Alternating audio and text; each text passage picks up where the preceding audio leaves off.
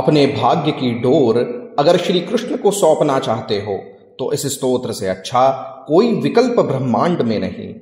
फिल्मी गाने सुनने से अच्छा है ऐसे स्तोत्र को समय दिया जाए।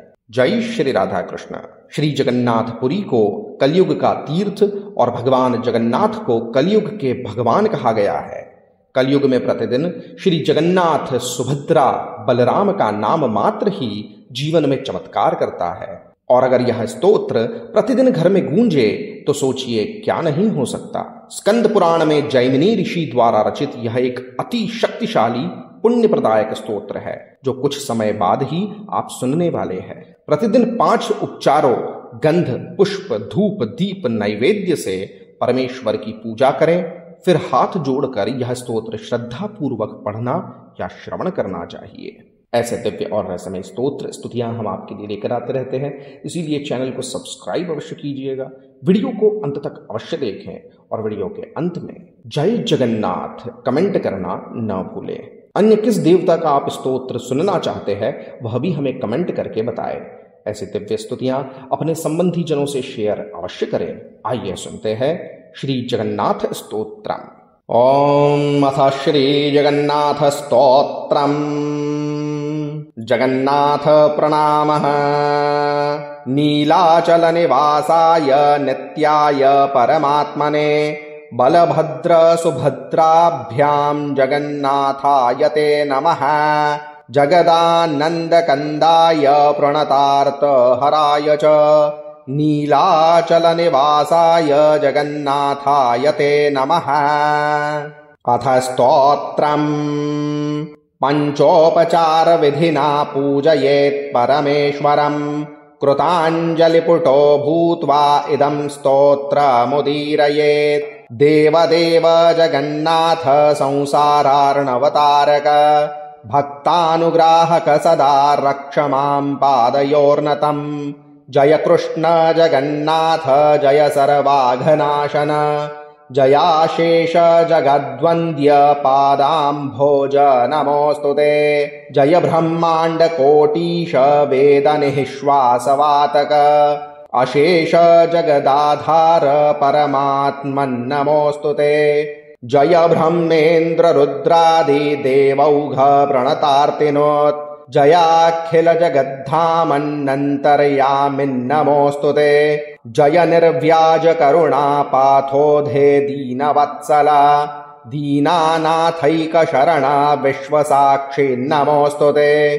संसार सिंधु सलिले मोहावर्ते सुदुस्तरे। षडूर्मिकुल दुष्पारे कुकर्म ग्राह दारुणे। निराश्रये निरालंबे निस्सारे धोक्खफेनिले। तव माया गुणैर्बद्धमवशं पतितं ततः। मां समुद्धर देवेश कृपापांग विलोकनैः। तत्र मग्नं सुरश्रेष्ठ सुप्रसाद प्रकाशक। एक एव जगन्नाथ बन्धुस्त्वं भवभीरूणां। बुभुक्षा च पिपासा च प्राणस्य मनसः स्मृतौ। शोकमोहौ शरीरस्य जरा मृत्युर्वपुर्भवः। त्वत्सृष्टौ तादृशो नास्ति यो दीन परिपालकः। अवतीर्णोऽसि लोकानामनुग्रह धिया विभो। पूर्णकामस्य ते नाथ किमन्यत् कारणं क्षितौ। त्वत्पादपद्ममासाद्य न चिन्तास्ति जगत्पते। यतस्ते चरणाम्भोजं चतुर्वर्गैकसाधनम्। दर्शनात् सर्वलोकानां सर्ववाञ्छाफलप्रदम्। ततः क्षीरध्वजं शेष मन्त्रेण परिपूजयेत्। पंचोपचार विधिना पूजयेत् परमेश्वरम्। कृताञ्जलिपुटो भूत्वा इदं स्तोत्रमुदीरयेत्। देवदेव जगन्नाथ संसारार्णवतारक भक्तानुग्राहक सदा रक्ष मां पादयोर्नतम्। जय कृष्ण जगन्नाथ जय सर्वाघनाशन। जयाशेष जगद्वन्द्य पादाम्भोज नमोस्तुते। जय ब्रह्मांड कोटीश वेद निःश्वासवातक। अशेष जगदाधार परमात्मन्नमोऽस्तु ते।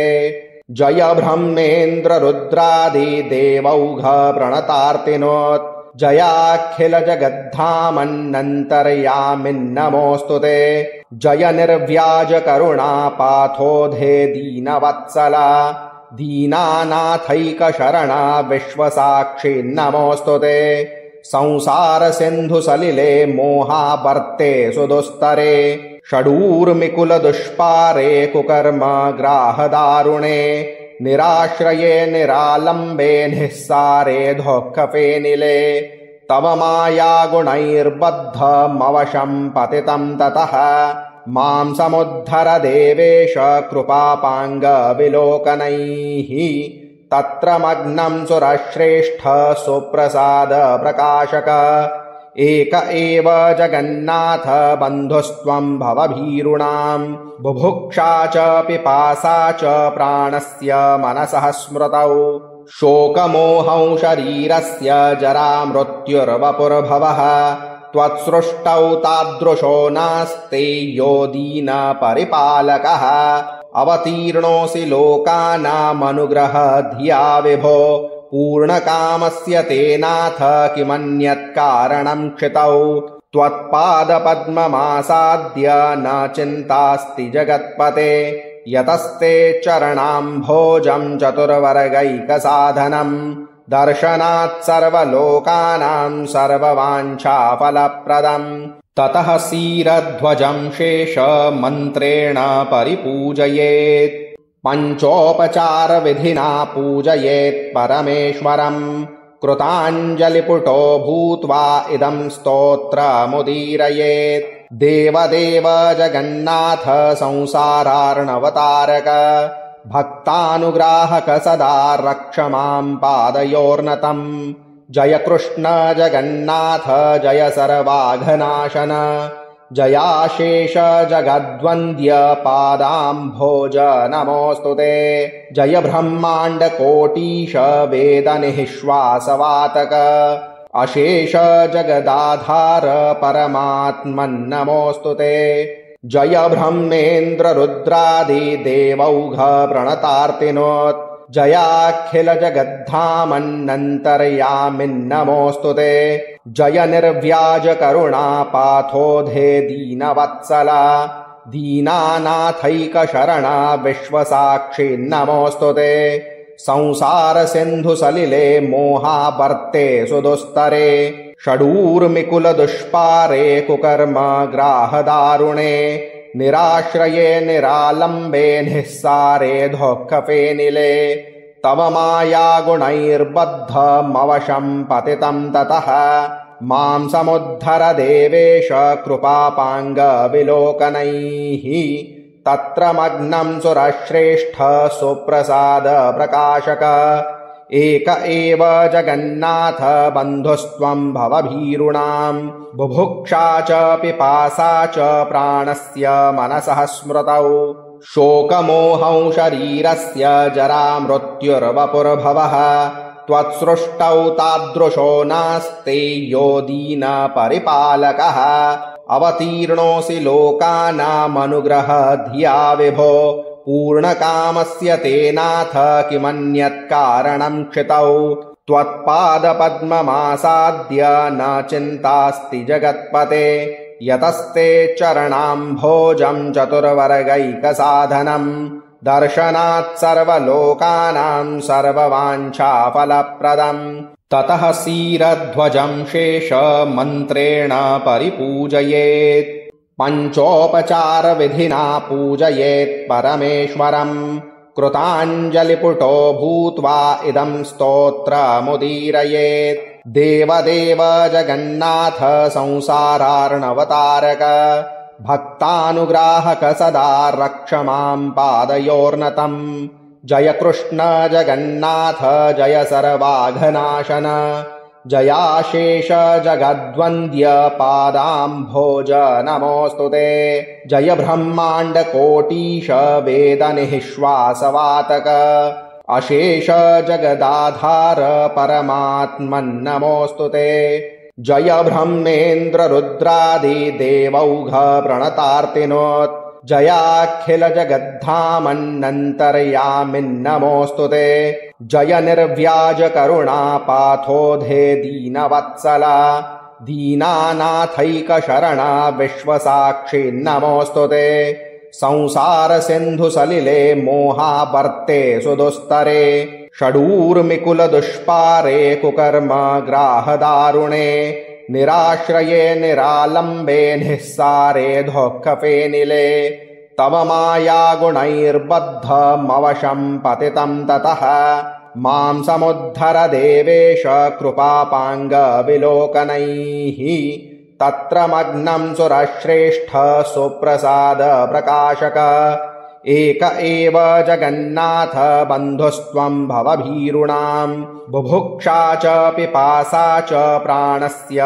मनसः स्मृतौ शोकमोहौ शरीरस्य जरामृत्युर्वपुर्भवः त्वत्सृष्टौ तादृशो नास्ति यो दीनपरिपालकः अवतीर्णोऽसि लोकानामनुग्रह धिया विभो पूर्णकामस्य ते नाथ किमन्यत् कारणं क्षितौ त्वत्पादपद्ममासाद्य न चिन्तास्ति जगत्पते यतस्ते चरणाम्भोजं चतुर्वर्गैकसाधनं दर्शनात् सर्वलोकानां सर्ववाञ्छाफलप्रदम् ततः क्षीरध्वजं शेषमन्त्रेण परिपूजयेत् पञ्चोपचारविधिना पूजयेत् परमेश्वरम् कृताञ्जलिपुटो भूत्वा इदं स्तोत्रमुदीरयेत् देवदेव जगन्नाथ संसारार्णवतारक भक्तानुग्राहक सदा रक्ष मां पादयोर्नतम् जय कृष्ण जगन्नाथ जय सर्वाघनाशन जयाशेष जगद्वन्द्य पादाम्भोज नमोऽस्तुते जय ब्रह्माण्ड कोटीश वेदनिःश्वासवातक अशेष जगदाधार परमात्मन्नमोऽस्तुते जय ब्रह्मेन्द्र रुद्रादि देवौघ प्रणतार्तिनोत् जयाखिल जगद्धामन्नन्तर्यामिन्नमोऽस्तुते जय निर्व्याज करुणापाथोधे दीनवत्सला दीनानाथैकशरणा विश्वसाक्षी नमोऽस्तुते संसार सिन्धु सलिले मोहावर्ते सुदुस्तरे षडूर्मिकुल दुष्पारे कुकर्म ग्राहदारुणे निराश्रये निरालम्बे निःसारे धोक्खफेनिले तव माया गुणैर्बद्धमवशं पतितं ततः मां समुद्धर देवेश कृपापाङ्ग विलोकनैः तत्र मग्नं सुरश्रेष्ठ सुप्रसाद प्रकाशक एक एव जगन्नाथ बन्धुस्त्वं भवभीरूणां बुभुक्षा च पिपासा च प्राणस्य मनसः स्मृतौ शोकमोहौ शरीरस्य जरामृत्युर्वपुर्भवः त्वत्सृष्टौ तादृशो नास्ति यो दीनपरिपालकः अवतीर्णोऽसि लोकानामनुग्रह धिया विभो पूर्णकामस्य ते नाथ किमन्यत् कारणं क्षितौ त्वत्पादपद्ममासाद्य न चिन्तास्ति जगत्पते यतस्ते चरणाम्भोजं चतुर्वर्गैकसाधनं दर्शनात् सर्वलोकानां सर्ववाञ्छाफलप्रदम् ततः क्षीरध्वजं शेषमन्त्रेण परिपूजयेत् पञ्चोपचारविधिना पूजयेत् परमेश्वरम् कृताञ्जलिपुटो भूत्वा इदं स्तोत्रमुदीरयेत् देवदेव जगन्नाथ संसारार्णवतारक भक्तानुग्राहक सदा रक्ष मां पादयोर्नतम् जय कृष्ण जगन्नाथ जय सर्वाघनाशन जयाशेष जगद्वन्द्य पादाम्भोज नमोऽस्तुते जय ब्रह्माण्ड कोटीश वेदनिःश्वासवातक अशेष जगदाधार परमात्मन्नमोऽस्तुते जय ब्रह्मेन्द्र रुद्रादि देवौघ प्रणतार्तिनोत् जयाखिल जगद्धामन्नन्तर्यामिन्नमोऽस्तुते जय निर्व्याज करुणापाथोधे दीनवत्सला